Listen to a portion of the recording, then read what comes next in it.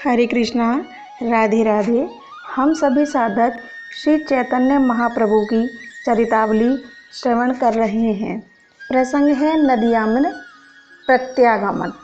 नाम संकीर्तन करने के कारण जिसका प्रभु के पाद पद्यों में दृढ़ अनुराग हो गया है, जिसका चित्त प्रेम से द्रवीभूत हो गया है, ऐसा भक्त पिशाच से पकड़े हुए के समान अथवा पागल की भांति कभी तो जोर से खिलखिलाकर हंस पड़ता है, कभी दहाड़ मारकर रोता है, कभी रोते रोते हूँ हूँ करके चिल्लाने लगता है, कभी गाने लगता है और कभी संसार की कुछ भी परवाह न करते हुए आनंद के उद्वेग में नृत्य करने लगता है।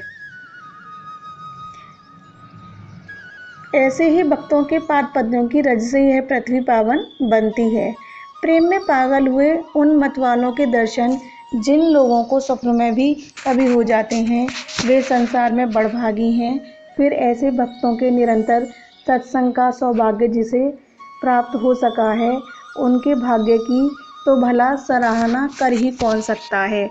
इसलिए तो महाभागवत विदुर जी ने भगवत दासों का दास बनने में ही अपने को कृतकृत्य माना है। सचमुच भगवत संगियों का संग बड़ा ही मधुमेह, आनंदमय और रसमय होता है। उनका क्षण भर का भी संसर्ग हमें संसार से बहुत दूर ले जाता है। उनके दर्शन मात्र से ही आनंद उमड़ने लगता है।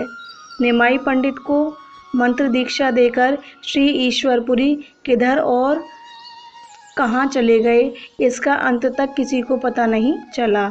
उन्होंने सोचा होगा जगत पूज्य प्रेम अवतार लोक शिक्षा के निमित्त गुरु मानकर हमें प्रणाम करेंगे, यह हमारे लिए असहनीय होगा, इसलिए अब इस संसार में प्रकट रूप से नहीं रहना चाहिए। इसलिए वे उसी समय अंतर्ध्यान हो गए। फिर जाकर कहाँ रहे, इसका ठीक ठाक पता नहीं। इधर प्रातःकाल निमाई पंडित उठे। लोगों ने देखा उनके शरीर का सारा कपड़ा आंसुओं से भीगा हुआ है। वे क्षण भर के लिए भी रात्रि में नहीं सोए थे। रात भर हा कृष्ण मेरे प्यारे, ओ बाप मुझे छोड़कर किधर चले गए, इसी प्रकार विरह युक्त वाक्यों के द्वारा रुदन करते रहे। इनकी ऐसी विचित्र अवस्था देखकर अब साथियों ने गया जी में अधिक ठहरना उचित नहीं समझा। इनके शिष्य इन्हें बड़ी सावधानी के साथ इनके शरीर को संभालते हुए नवद्वीप की ओर ले चले। ये किसी अचैतन्य पदार्थ की भांति शिष्यों के सहारे से चलने लगे। शरीर का कुछ भी होश नहीं है, कभी कभी होश में आ जाते हैं, फिर जोरों से चिल्ला उठते हैं, हा कृष्ण किधर गए प्राणनाथ, रक्षा करो, पतित पावन, इस पापी का भी उद्धार करो। इस प्रकार ये श्री कृष्ण प्रेम में बेसुध हुए साथियों के सहित कुमारहट्ट नाम के ग्राम में आए, जिनसे इन्होंने श्री कृष्ण मंत्र की दीक्षा ली थी, जिन्होंने इन्हें पंडित से पागल बना दिया था। उन्हीं श्री ईश्वरपुरी जी का जन्म स्थान इसी कुमारहट्ट नामक ग्राम में था। प्रभु ने उस नगरी को दूर से ही साष्टांग प्रणाम किया। फिर साधारण लोगों को गुरु महिमा का महत्व बताने के लिए इन्होंने उस ग्राम की धूली अपने वस्त्र में बांध ली और साथियों ने कहा, इस धूली में कभी श्री गुरुदेव के चरण पड़े होंगे। बाल्यकाल में हमारे गुरुदेव का श्री विग्रह इसमें कभी लोट पोट हुआ होगा, इसलिए यह रज हमारे लिए अत्यंत ही पवित्र है। इससे बढ़कर त्रिलोकी में कोई भी वस्तु नहीं हो सकती। कुमारहट्ट का कुत्ता भी हमारे लिए वंदनीय है। जिस स्थान में हमारे गुरुदेव ने जन्म धारण किया है, जहाँ की पावन भूमि में उन्होंने क्रीड़ा की है, वह हमारे लिए लाखों तीर्थों से बढ़कर है। इस प्रकार गुरुदेव का महात्म्य प्रदर्शन करते हुए वह आगे बढ़े और थोड़े ही दिनों में नवद्वीप पहुँच गए। इनके गया से लौट के आने का समाचार सुनकर सभी इष्ट मित्र, स्नेही तथा छात्र इनके दर्शन के लिए आने लगे। कोई आकर इन्हें प्रणाम करता, कोई चरण स्पर्श और कोई गले लगाकर मिलता। ये भी सबका यथोचित आदर करते, किसी को पुचकारते, किसी को आशीर्वाद देते, किसी के सिर पर हाथ रख देते और जो अवस्था में पड़े थे और इनके माननीय थे, उन्हें ये स्वयं प्रणाम करते। वे इन्हीं भांति भांति के आशीर्वाद देते। शची माता तथा विष्णु प्रिया के आनंद का तो कुछ ठिकाना ही नहीं था। वे मन ही मन प्रसन्न हो रही थीं। उस भारी भीड़ में वे दोनों एक और चुपचाप बैठी थीं। सबसे मिल लेने पर इन्होंने प्रेम पूर्वक सभी को विदा किया और स्वयं स्नान आदि में लग गए। इनका भाव विचित्र था। शरीर की दशा एकदम परिवर्तित हो गई थी। माता को इनकी ऐसी दशा देखकर बड़ा आश्चर्य हुआ, किंतु वे कुछ पूछ न सकी। तीसरे पहर जब ये स्वस्थ होकर बैठे, तब श्रीमान पंडित सदाशिव, कविराज, मुरारी गुप्त आदि इनके अंतरंग स्नेही इनके समीप आकर गया यात्रा का वृतांत पूछने लगे। सबकी जिज्ञासा देखकर इन्होंने कहना प्रारंभ किया, पुरी की यात्रा का क्या वर्णन करूं, मैं तो पागल हो गया। जिस समय पाद पद्यों का महात्म्य मेरे कानों में पड़ा, जब मैंने सुना कि प्रभु के पाद पद्य सभी प्रकार के प्राणियों को पावन और प्रेम में बनाने वाले हैं, पापी से पापी प्राणी भी इन पाद पद्यों का सहारा पाकर अपार संसार सागर में सहज में ही तर जाता है। जिन पाद पद्यों के प्रक्षालित प्रय से त्रिलोक पावनी भगवती भागीरथी निकलती है, उन पाद पद्यों के दर्शन करने से किसे परम शांति न मिल सकेगी। इतना सुनते ही मैं बेहोश हो गया। प्रभु अंतिम शब्दों को ठीक ठीक कह भी न पाए थे कि वे बीच में ही बेहोश होकर गिर पड़े। लोगों को इनकी ऐसी दशा देखकर महान आश्चर्य हुआ। सभी भौचक्के से एक दूसरे की ओर देखने लगे।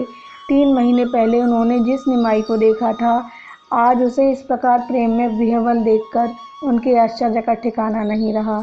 निमाई लंबी लंबी सांसें ले रहे थे। उनकी आंखों में निरंतर अश्रु निकल रहे थे।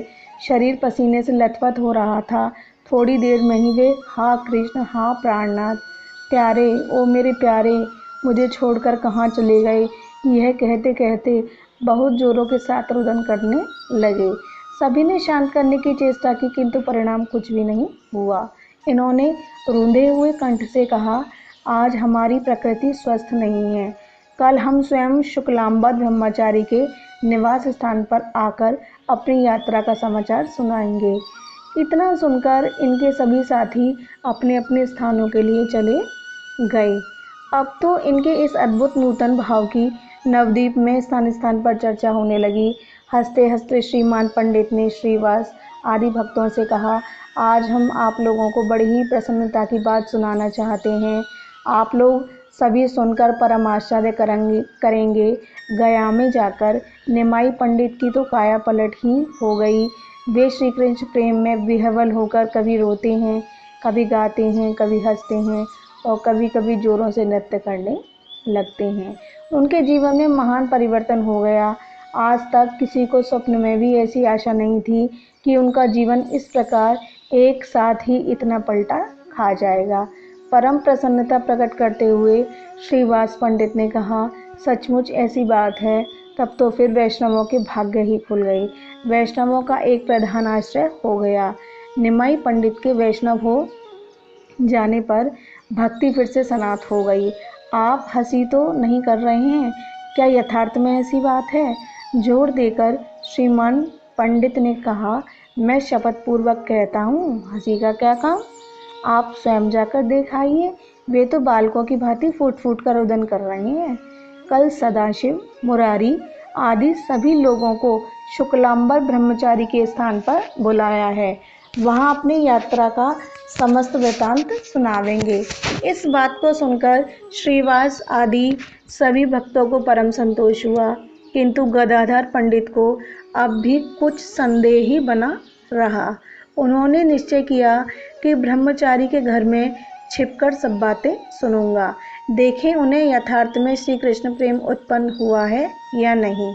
यह सोचकर वे दूसरे दिन नियत समय के पूर्व ही शुक्लांबर ब्रह्मचारी के घर में जा छुपे। नियत समय पर सदाशिव पंडित, मुरारी गुप्त, नीलांबर चक्रवर्ती तथा श्रीमान पंडित आदि सभी मुख्य गणमान्य भद्र पुरुष प्रभु की यात्रा का समाचार सुनने शुक्लांबर ब्रह्मचारी के स्थान पर गंगा तीर आ पहुँचे।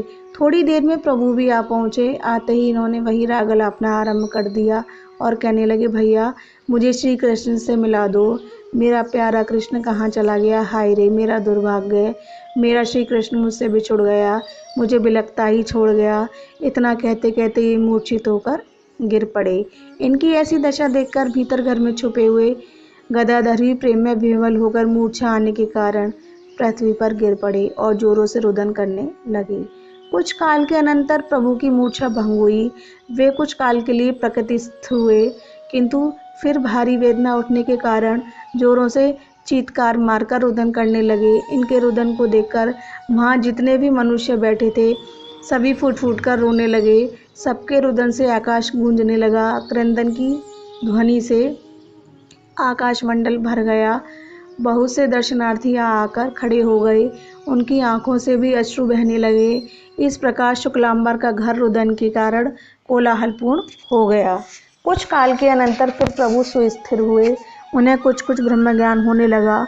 स्थिर होने पर प्रभु ने शुक्लांबर जी से पूछा, ब्रह्मचारी जी, घर के भीतर कौन है? प्रेम के साथ ब्रह्मचारी जी ने कहा, आपका गदाधर है। गदाधर इतना सुनते ही वे फिर फूट फूट कर रोने लगे। रोते रोते कहने लगे, गदाधर भैया, तुम ही धन्य हो। मनुष्य जन्म का यथार्थ फल तो तुमने ही प्राप्त किया है। हम तो वैसे ही रह गए, हमारी तो आयु वैसे ही बर्बाद हुई। इतना कहकर फिर वही हा कृष्ण, हा अशरण शरण, हा पतित पावन कहाँ चले गए। फिर अधीर होकर लोगों के पैरों पर अपना सिर रख रख कर कहने लगे, भैया मुझ दुखिया के ऊपर दया करो, मेरे दुख को दूर करो, मुझे श्री कृष्ण से मिला दो। मेरे प्राण उन्हीं से मिलने के लिए तड़प रहे हैं। प्रभु के इन दीनता भरे वाक्यों को सुनकर सभी का हृदय फटने लगा। सभी प्रेमावेश में आकर रुदन करने लगे। सभी अपने आपे को भूल गए। इस प्रकार रुदन और विलाप करते हुए शाम हो गई और सभी अपने अपने घर लौट आए। दूसरे दिन स्वस्थ होकर महाप्रभु अपने विद्या गुरु श्री गंगादास पंडित के घर गए और उन्हें प्रणाम करके बैठ गए। गंगादास जी ने इनका आलिंगन किया और यात्रा का सभी वृतांत पूछा। वे कहने लगे, तुमने तो 3-4 महीने लगा दिए। तुम्हारे सभी विद्यार्थी अत्यंत दुखी थे। उन्हें तुम्हारे पाठ के अतिरिक्त किसी पंडित का पाठ अच्छा ही नहीं लगता है, इसलिए वे लोग तुम्हारी बहुत प्रतीक्षा कर रहे थे। अच्छा हुआ अब तुम आ गए, अब तो पढ़ाओगे ना? महाप्रभु ने कहा, हाँ प्रयत्न करूँगा। श्री कृष्ण कृपा करेंगे तो सब कुछ होगा। सब उन्हीं के ऊपर निर्भर है। इस प्रकार उन्हें आश्वासन देकर फिर आप मुकुंद संजय के चंडी मंडप में, जहाँ आपकी पाठशाला थी, वहाँ आई। संजय महाशय बड़े ही आनंद के साथ प्रभु से मिले। उनके प्रभु पुरुषोत्तम संजय ने प्रभु के पाद पद्यों में श्रद्धा भक्ति के साथ प्रणाम किया। प्रभु ने उसे आलिंगन किया। इस प्रकार दोनों पिता पुत्र प्रभु के दर्शनों से परम प्रसन्न हुए। स्त्रियों ने जब प्रभु के आगमन के समाचार सुने तो वे बड़ी ही आनंदित हुई और परस्पर में भांति भांति की बातें कहने लगी। कोई कहती, अब तो निमाई पंडित एकदम बदल आए। कोई कहती, बड़े भाग्य से भगवत भक्ति प्राप्त होती है। यह सौभाग्य की बात है कि निमाई जैसे पंडित परम भागवत वैष्णव बन गए। इस प्रकार सभी अपनी अपनी बुद्धि के अनुरूप भांति भांति की बातें कहने लगी। सबसे मिलजुल कर निमाई घर लौट आई। जय जय श्री राधे।